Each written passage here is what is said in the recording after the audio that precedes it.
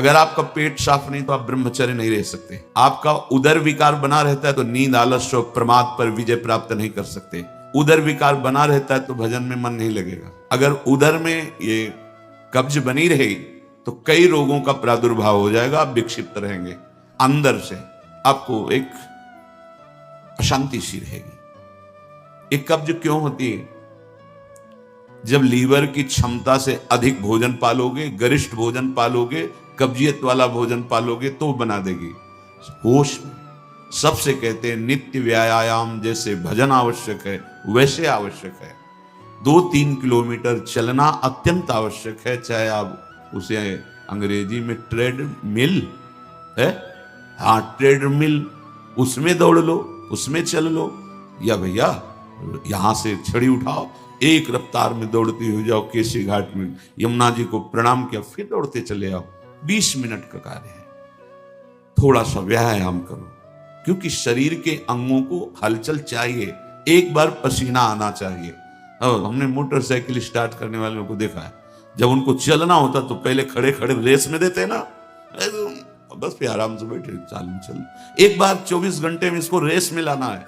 अगर निद्रा पर विजय नहीं, प्रमाद पर विजय नहीं, तो साधना क्या करोगे? तमोगुण में फंसे रहो। अब पेट में कब्ज है तो घोर तमोगुण रहेगा, घोर तमोगुण। चिड़चिड़ा स्वभाव, नींद, आलस्य, प्रमाद, पाठ में मन नहीं, भजन में मन नहीं, बैठने में परेशान, सब आप लोगों को अनुभव इसलिए नहीं होता कि आपका हृदय भी पवित्र उस कोटि का नहीं है।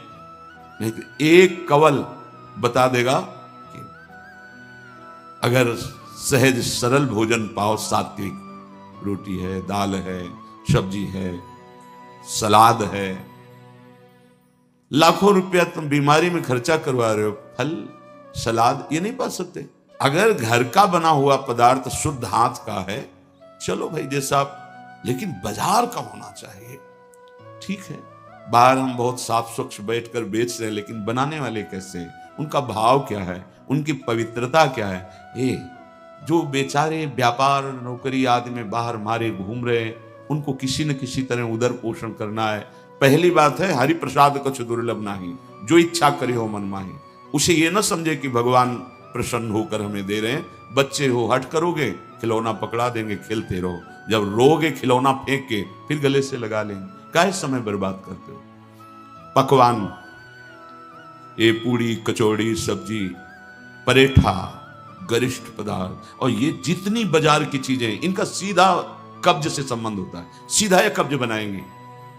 आप श्रम तो करते नहीं, घंटा 2 घंटा ऐसा श्रम, तो वो आपके अंग जो है उनमें पावर नहीं रह गया, और आप लादते चले जा रहे हैं। सब जरूर समय से खाना है। अगर आपको कब्ज हो रही तो छोड़ो, भोजन छोड़ो। अब ऐसी चीजें पाओ, पपीता है, फल है, आप कहोगे सत्संग बहुत जरूरी है ये, क्योंकि हम देख रहे हैं। कैसे भजन करोगे आप लोग? कैसे भजन करोगे जब आपका उदर साफ नहीं है? तो पहली बात, स्वादहीन भोजन आपको महापुरुषों के मार्ग में आगे बढ़ा देगा। स्वादिष्ट भोजन आगे कदम नहीं बढ़ने देगा। ये लिख लो आप कागज में। जिसका भजन में आगे उन्नति करनी है तो भोजन नीरस होना चाहिए, तो भजन सरस, और अगर भोजन सरस तो लिख लो, वजन बढ़ेगा, भजन नहीं, वजन बढ़ेगा। बढ़ते चले जा रहे हैं, क्योंकि व्यायाम नहीं, किसी भी तरह की कोई ऐसी श्रम वाली क्रिया नहीं। पड़े रहना है तो बस सोने का मन करेगा, पड़े रहो। प्रार्थना है, अमूल्य जीवन है, अमूल्य कृपा हो गई है। इस रसेंद्री को संभालो। सब इंद्रियां तुम्हारे वश में हो, रसेंद्री वश में ना हो तो तुम जितेंद्री नहीं माने जाओगे। और एक इंद्री केवल रसेंद्री वश में हो, आप स्वाभाविक जितेंद्री हो जाएंगे। महापुरुषों ने भजन के लिए सर्वस्व त्याग किया है, और हम भोजन के लिए भजन का त्याग कर देते हैं, श्री जी के चिंतन का त्याग। देख लो, आप देख लो, और जितना भोजन आप पाते उससे आधा लेना है आपको। इतने बड़े महापुरुष भोजन की बात कर रहे, भगवान के युक्ताहार विहार से, तो आधा पेट भोजन गिन लो आप, अपनी रोटी और सब्जी और सब। ऐसे नहीं कि रोटी में तो गिन के चल रहा है, लेकिन और अगले पदार्थ जो हैं वो नहीं। कमी नहीं है हमारे भगवान के दरबार में, और न संसार में पदार्थों की कमी है, लेकिन तुम में कमी हो जाएगी।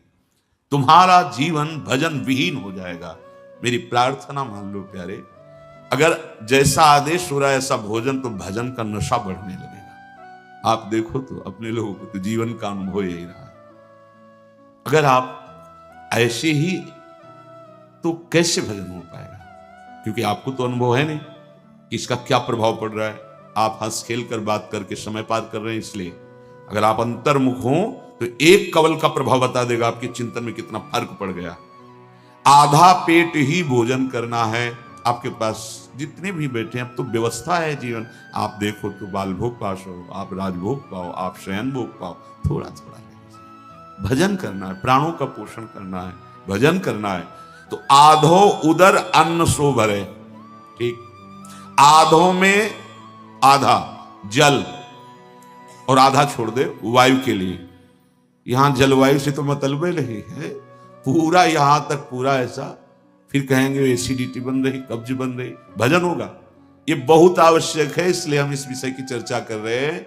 आप लोग इस पर ध्यान दीजिए। नहीं दोगे तो आपका भजन नहीं बन पाएगा। और आगे सावधानी के लिए करें। आपको व्यायाम करना है, 10 मिनट कर लीजिए आप व्यायाम, और 2-3 किलोमीटर पैदल चलिए।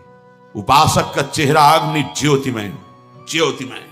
ऐसा नहीं कि वो सांवला रंग है तो खिल नहीं पा रहा, नहीं। ब्रह्मचर्य और नियम, ऐसे कमल के फूल का जैसा चेहरा हो जाता है उसका, खिल जाता है चेहरा। मुख प्रसन्न तन तेज विराजा, कीन्हेस रामचंद्र कर काजा।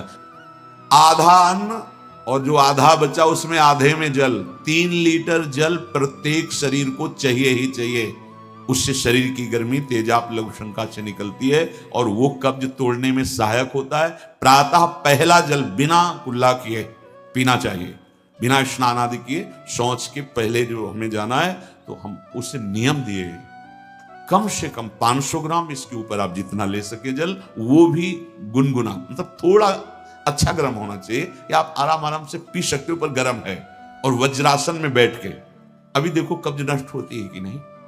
बहुत जिसकी कब्ज बन रही, रोज शाम के गर्म जल या गर्म दूध से बताया है कि आप 1 चम्मच छोटी हर पिसी हुई, 1 चम्मच इसबगोल की भूसी महीनों लो, सालों लो, वो आपकी आंतों को परिपक्व करके फिर ऐसे कर देगा कि फिर आपको औषधि नहीं चाहिए। ये बहुत साधक के बचाव पक्ष की औषधि है।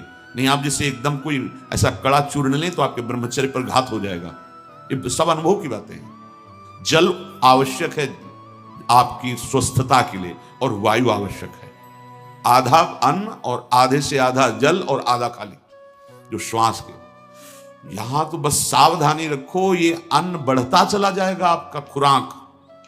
आपको पदार्थ और अच्छे अच्छे मिलेंगे, क्योंकि आप भगवत प्राप्ति के मार्ग में चले हो, कोई कमी नहीं रहेगी। ये मत सोचो कि ये बर्बाद हो जाएगा, नहीं, तुम अपने बर्बाद होने को बचाओ। अगर एक दिन तुमने ज्यादा ले लिया, बच गया है तो, लेकिन आप अपने उदर में मत डालो। समझो हमारी बात। बहुत से जीव जंतु हैं, बहुत, आप उतना ही लो जितना आप पा सकते हो। और जो परालब्ध शो आवे, ताही को सुख शो बरतावे। भगवत इच्छा से जो आपको मिले, रूखा सूखा, आपकी इच्छा नहीं होनी चाहिए। देखो, इच्छा नहीं है, इच्छा रहित होकर के कुछ भी मिल जाए वो आपको बांध नहीं पाएगा, पक्का। और अगर पकवान आदि मिलता है तो जितना भोजन पाते थे उससे भी आधा कर दीजिए, कभी नुकसान नहीं होगा। लेकिन जितना हम भोजन पाते हैं, जब पकवान आदि मिलते हैं तो उससे डबल कर लेते हैं। बुद्धि है, इसको दबकाओ। कुछ नहीं, उन्हें पूरा जीवन हो गया खाते खाते। बड़ा समस्या। समझो समझो, हम भगवत भजन करने के लिए आए हैं। पूज्यपाद सिउड़िया बाबा जी महाराज, जब उनको भगवान नर नारायण ने उपदेश किया भगवान शंकर जी के मंदिर में, उस दिन से वो अध्यात्म स्थिति प्राप्त करने के लिए 1 कवल पाते थे। 1 कवल सिर्फ 24 घंटे में। ऐसे ऐसे शन वाली रोटी और इतना जो बोला, एक प्राण पोषण के 1 कवलन अस्थिमात्र हो रहे से छवि लगी कुटिया में। 18 घंटे पद्मासन में, वर्षों सोए नहीं, लेट करके ऐसे रख लेते ऐसे, और बस उसी में थोड़ी देर ऐसे फिर बैठ गए। मेहनत की इन महापुरुषों ने शरीर राग, इंद्री राग, भोग राग, इनको विध्वंस कर दिया, तब ऊंचाई पर चढ़े। वैराग्य रहित जीवन में विषयानंद लेते हुए भगवद आनंद नहीं मिलता। विषयानंद त्यागी को ही भजन का अनुराग और दिव्यताएं आती हैं। तो जो आपको प्रारब्ध से मिले उसमें बुद्धि रखनी। स्वादिष्ट और पकवान पदार्थ ही केवल अगर है हमारे भोजन में, तो जितना भोजन पाते हैं उससे आधा पाएंगे, और एक बार उपवास करेंगे, दूसरे टाइम पच जाएगा। आप लोग सावधान रहिए। जितनी सुविधाओं के भोक्ता बनोगे उतना ही अंतः स्थिति में तुम कमजोर होते चले जाओगे। आप भी बहादुर हो, संसार के मार्ग का त्याग करके, विषयानंद का त्याग करके भगवदानंद में चले हो तो चलो। इच्छा रहित कुछ भी पाओगे, बंधोगे नहीं। जो प्रारब्ध सो आवे, ताही को सुख सो बरतावे। सुख पूर्वक जितना पचा सकते हो या जो स्वीकार करो वो केवल होश में, विवेक के द्वारा प्रारब्ध के अनुसार भोगा सकते हैं, लेकिन वो भोगवाने के लिए विवश नहीं करेंगे। विवेक के द्वारा आप उनको भोगो या दूसरों को त्याग करके दे दो। तो आपके सामने प्रारब्ध वशात आया, भगवत इच्छा से आ गया, अब भोगो या ना भोगो ये तुम्हारी ऊपर की। अगर भोगे तो योग से वंचित हो जाओगे, और अगर त्याग कर दिए तो शांति पद में, त्यागात शांति अनंतरम, शांति पद में स्थित हो जाओगे। सुख है तो त्याग में है, वैराग्य में है। भगवदानंद का सुख भोग में नहीं है, राग में नहीं है। इस बात को अच्छे से देखो। समय बर्बाद करते चले जा रहे हो। दिव्यताएं नहीं, जो अध्यात्म की ऊंचाई की दिव्यता है वो आना चाहिए। आपने जीवन समर्पित किया है, आप में रंग आना चाहिए। कैसे आएगा?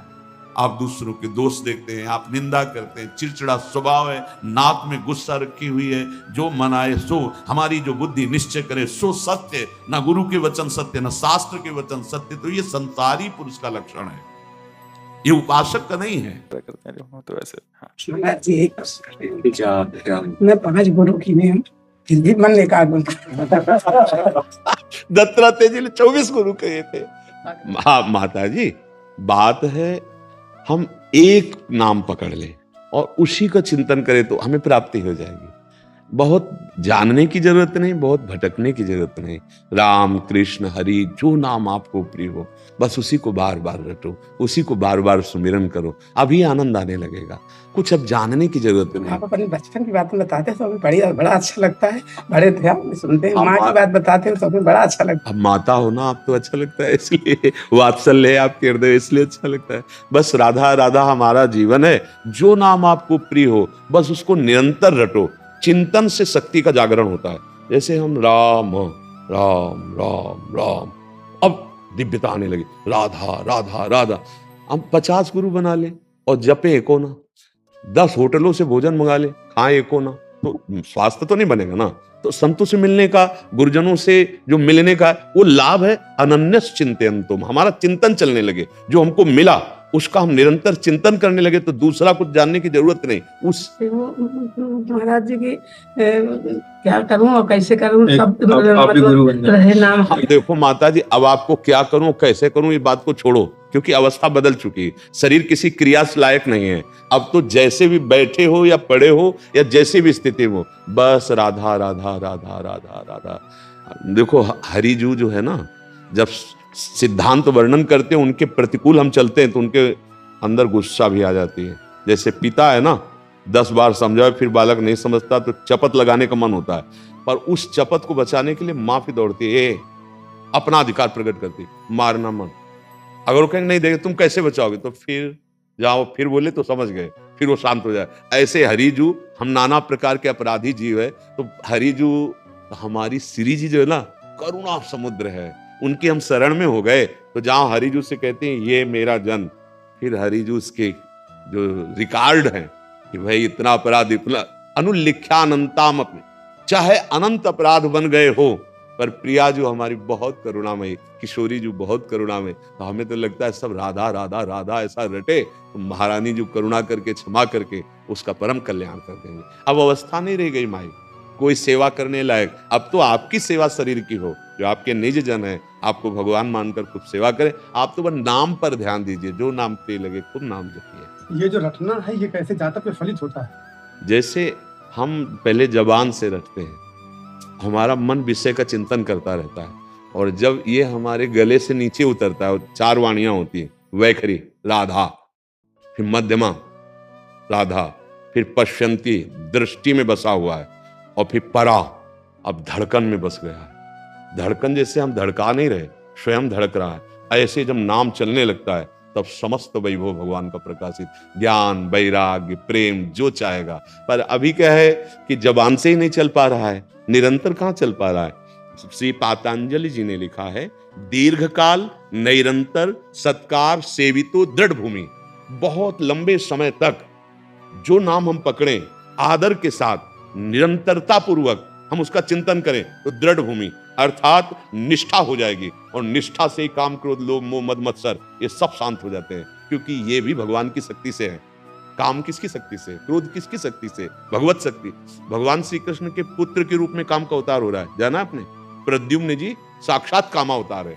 अगर इनको शक्ति मिली है तो जब तक हम भागवतिक शक्ति को नहीं जागृत करेंगे जो हमारी है, तब तक हम इनको परास्त नहीं कर सकते। ये केवल बातें बनाने से काम, क्रोध, आदि पर विजय नहीं प्राप्त होती। जब हमारा नाम, पहले वैखरी नाम जी ही जप जागे जोगी, जबान से शुरू किया और वो कंठस्थ हुआ, और इसके बाद वो हमारी दृष्टि में या मानस नेत्रों में, जैसे हम बैठे और वो चल रहा है, हमारी दृष्टि आपके चेहरे में ही नाम देख रही है। फिर इसके बाद रोम रोम रग रग में नाम का प्रभाव, और स्वाभाविक जब उसे अजपा जपते हैं। अब वो जप नहीं रहा, वो करता नहीं है, अब हो रहा है। जब हो रहा है, अब ज्ञान समुद्र, वैराग्य समुद्र, प्रेम समुद्र, जिधर चाहेगा वो वही सब उसके हृदय में प्रकट हो जाएगा। अमोघ ज्ञान, अमोघ प्रेम, अमोघ निर्भयता, अमोघ शांति। पर ये उतरना चाहिए, ये परा नहीं उतरना चाहिए। मन तो शक्ति यही। हाँ, जब हमारा जप करने का भाव खत्म हो जाए और जप हो रहा है हम देख रहे हैं, तब इसे कहते हैं परिपक्व अवस्था, सिद्धावस्था। अब करता नहीं रहा, भोगता नहीं रहा, अब वो भगवत स्वरूप हो रहा है। ब्रह्मविद ब्रह्मवि भवति, अब वो ब्रह्म स्वरूप की स्थिति में है। नाम का प्रकाश जहां होता है, जिससे हमें लग रहा है कि हमें कोई बांधे है, माया बांधे है, ये शरीर अभिमान में मैं बंधा हुआ हूं, वास्तविक कभी नहीं बंधा, कभी नहीं। पर अज्ञान के कारण मैं अपने को बंधा हुआ मान रहा हूं। मान रहे ना आप अपने को पुरुष, मान रहे ना स्त्री, यद्यपि नहीं है। जैसे आप कोट पैंट शर्ट नहीं है, ये आपकी पोशाक है, ऐसे भगवान भी वर्णन करते हैं और संतों ने भी अनुभव किया। ये प्रकाश होता है नाम से। राम नाम मणिदीप धर जी दे हरि द्वार, तुलसी भीतर बाहरो जो चाहस उजियार। उजियार माने प्रकाश। अब उस ज्ञान के प्रकाश में वो देखता है कि नहीं, मैं स्थूल देह नहीं हूं, मैं सूक्ष्म देह नहीं हूं, मैं कारण देह नहीं, मैं तो भगवत स्वरूप हूं। जानत तुम्हें तुम्हें हो जाए। अब कर्ता भाव खत्म हो गया, अब यही सिद्धावस्था है। मंत्र चल रहा है, भगवत चिंतन चल रहा है, पर कर नहीं रहे। हो रहा है, होता है सिद्धावस्था। करता है तब तक मूढ़ता बनी रहती। कर्ता भाव में अहंकार विमूढ़ आत्मा कर्ता हमिति मन्यते, मैं करता हूं, इसका लय हो गया, उसे कहते हैं जीवन मुक्त। देह सहित विदेह। अभी देह दिखाई दे रहा है पर वो विदेह है, वो देह में नहीं है, वो अपने स्वरूप में। आप समझ पा रहे? क्या ऐसी कोई संख्या नहीं होती है जैसे कि ओम नमः नमः होते बाद का 12? देखो, संख्या ये विद्यार्थी के लिए है। नहीं, जब प्रारंभ में शुरू कराया जाता है ना पढ़ाना लिखाना, तो उसको एक सीमित दिया जाता है। ये संख्या केवल एक मतलब प्रारंभिक अवस्था है। इसके बाद ना माला की जरूरत है, ना संख्या की जरूरत है। हाँ, श्वास और नाम एक हो गया। श्वास ही नाम, नाम ही श्वासा, नाम श्वास को भेद मिटावे। रोम रोम जब रग रग बोले तब कुछ साधना आपको पाए। संख्या एक सीमित साधना है, समझ रहे?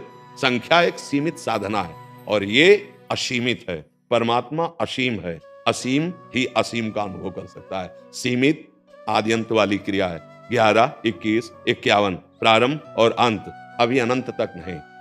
क्रम स्वाभाविक श्वास प्रश्वास में नाम छाया हुआ है और मैं जप नहीं रहा, अब वो परिपक्व अवस्था है।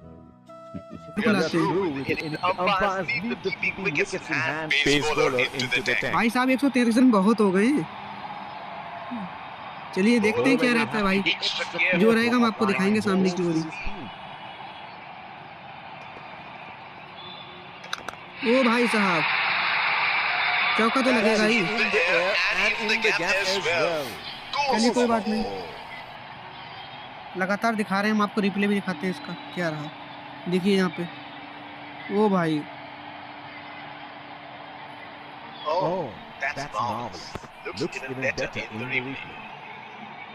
चलिए कोई बात नहीं, चलिए थोड़ा जल्दी खेलेंगे अब की ये शॉट।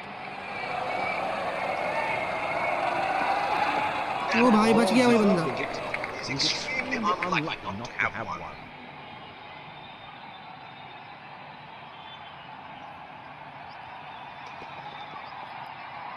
ओ भाई साहब उड़ जाती है बोल रहे हैं। चलिए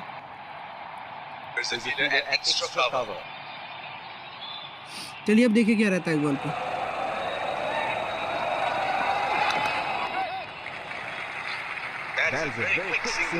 आराम से एक रन मिल जाना चाहिए।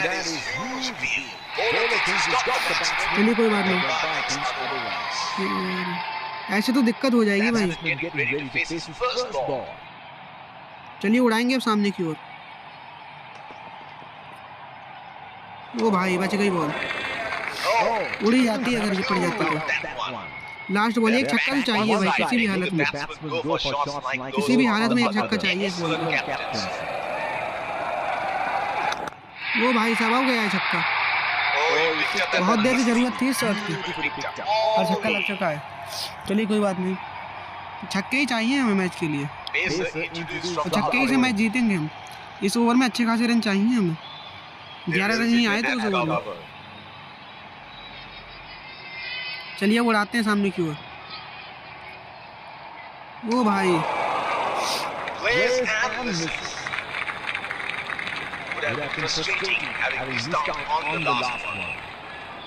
चलिए अब उड़ाते हैं सामने की ओर। वो भाई साहब उड़ी है बॉल। कहना गलत नहीं होगा कि शानदार शॉट थे। चलिए कोई बात नहीं, 2 पे 6 रन आ गए हैं।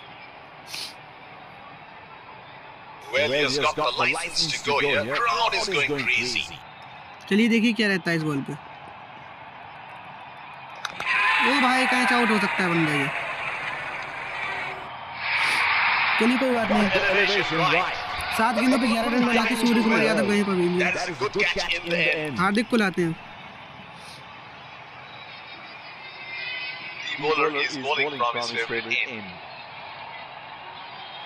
देखिए अब क्या रहता है।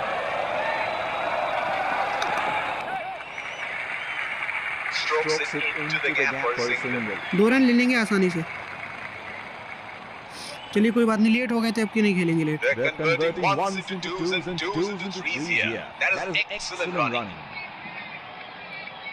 देखिए अब क्या रहता है इस बॉल पे।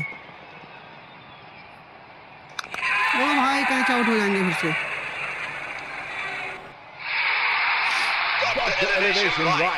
चलिए कोई बात नहीं, सिरे सैयद भी जा चुके हैं पवेलियन।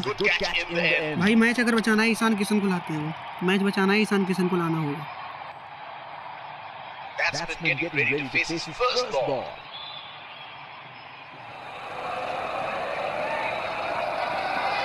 भाई साहब आप गई है छक्के के लिए।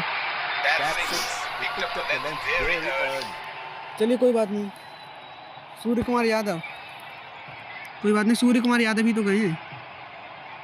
फील्डिंग में बदलाव कर दिया है।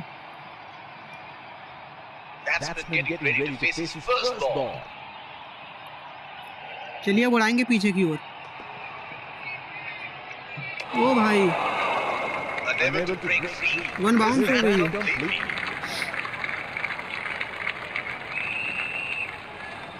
He should look to get his eye in before trying something extravagant. चलिए उड़ाते हैं बॉल को। ओ भाई साहब ईशान भी नहीं, इंसान किशन पवेलियन जा रहे हैं भाई। दीपक को लाते हैं, दीपक दे दनादन हुड्डा।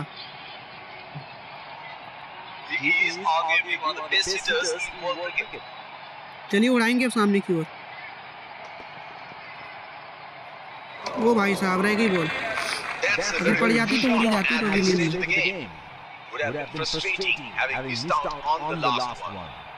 चलिए उड़ाते हैं सामने की ओर। ओ भाई चलिए कोई बात नहीं, हार्दिक पांड्या भी गए पवेलियन। भुवनेश्वर को लाते हैं, दीपक हुड्डा को लाए हैं। दीपक हुड्डा और भुवनेश्वर। चलिए उड़ाते हैं सामने की ओर। ओ भाई लग जाती तो उड़ जाती हवा में।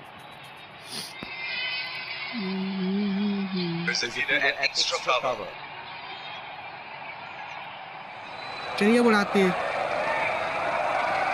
ओ भाई छक्के के लिए मारना था भाई, रन नहीं आए इस ओवर में। वो ओवर हमारे लिए खतरनाक था। 16 रन चाहिए भाई हर ओवर से, ये तो समस्या खड़ी कर देगा ये ओवर। चलिए देखिए क्या रहता है।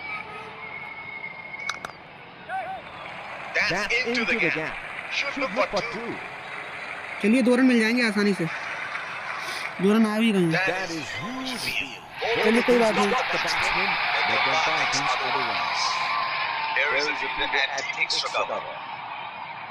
चलिए उड़ाते हैं सामने की ओर। ओ भाई साहब, लगनी चाहिए थी बॉल, नहीं लग पाई।